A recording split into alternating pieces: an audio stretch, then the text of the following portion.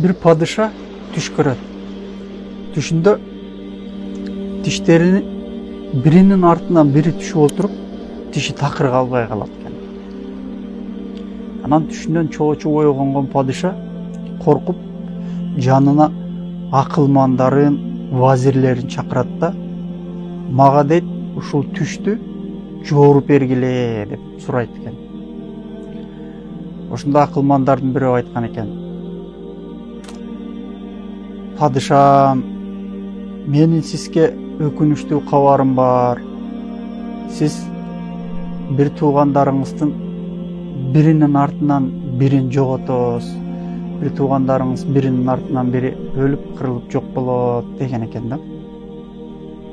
Дегенде падышанын ачуусу келип, каарданып, суукка бар экен деп, тиги акылманды зынданга таштагыла деп зынданга салдырып салат да, экинчи акылманды алып келгиле дейт. Экинчи акылманды алып келгенде, экинчи акылман мынтип айтат: улуу урматтуу менин падышам, менин сизге сүйүнүчтүү кабарым бар дейт.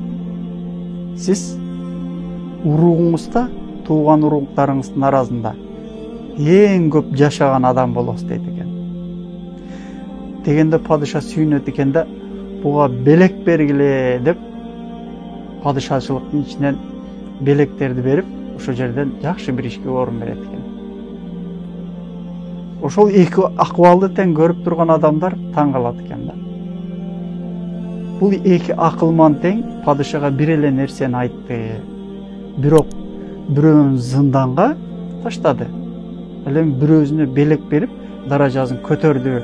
Эмне үчүн мындай болду деп сураганда дагы бир акылман жооп берген экен. Туура. Эки акылман тең эле бир эле жоопту берди. Маселе жоопту туура айтты же туура айтканда эмес, жоопту кандай жеткизгенде деген маселе козголот да берди. Мисалчы,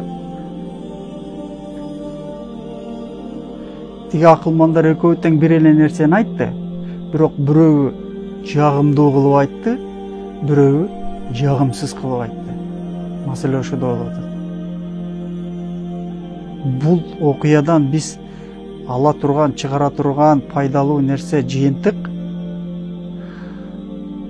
Алла Таала берген бизге мүмкүнчүлүктөрдү, таланттарды туура пайдалануу. Жашоодо мисалы Кудай Таала берген таланты бар адам акылдуу эмес. Кудай Таала берген талантты туура жакка буруп, туура нуктап пайдаланып кеткен, ошол мүмкүнчүлүктөн туура пайдалана ала турган адам акылдуу деп эсептелинет.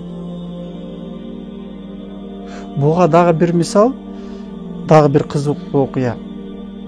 Төө өзүнүн апасына суроо берет экен да. Апа, биздин неге желкебизде өркөчтөрүбүз бар дейт экен. Тез апасы айтат экен: балам, биздин желкебизде өркөчтөрдүн бардыгы биз чөлгө ылайыкташтырып жаралганбыз. Ушул жерге суу топтойбуз деп айткан экен. Анан апасы дагы баласы төөгө кайра дагы суроо берет экен.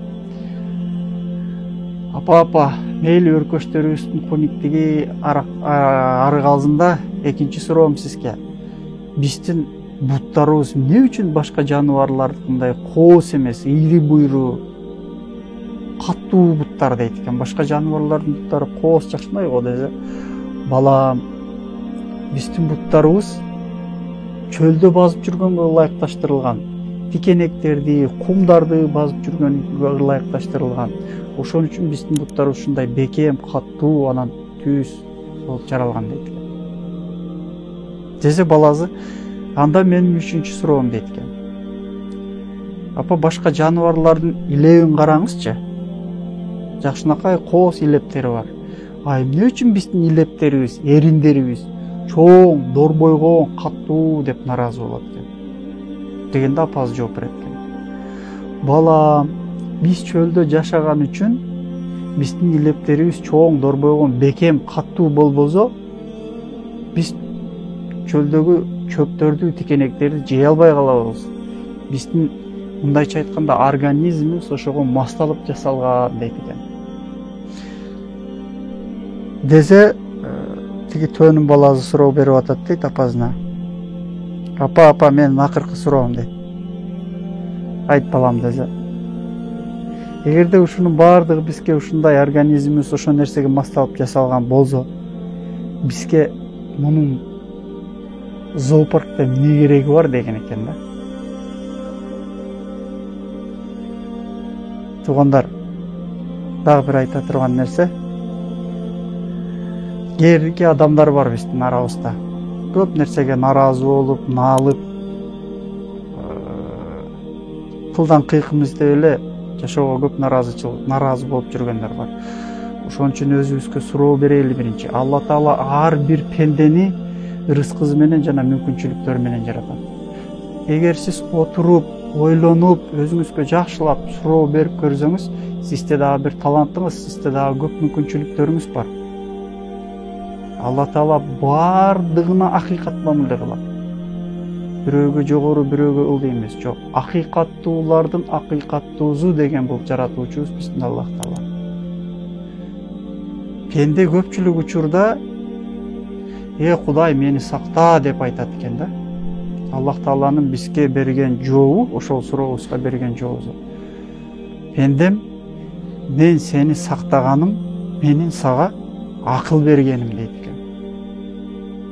Жануарлар менен адамдардын айырмасы биздин акылыбыз бар, биздин ой жүгүртүүбүз бар. Эгерде жакшылап отуруп, ойлонуп, ой жүгүртүп, Алла Таала берген мүмкүнчүлүктөрдү, Алла Таала берген бизге таланттарды карап көрө турган болсок, бардык ситуациядан выход тапсак болот. Ошон үчүн маалыбайлы, жашоого наразы болбойлу, колдо бар мүмкүнчүлүктөрдү туура пайдаланайлы, ойлонойлу, башты иштетели. Ассаламу алейкум ва рахматуллахи ва баракатуху.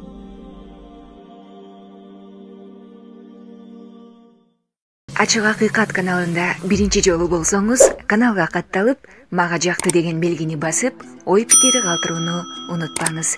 Чымындай жанды чыркыраткан чындык биз менен.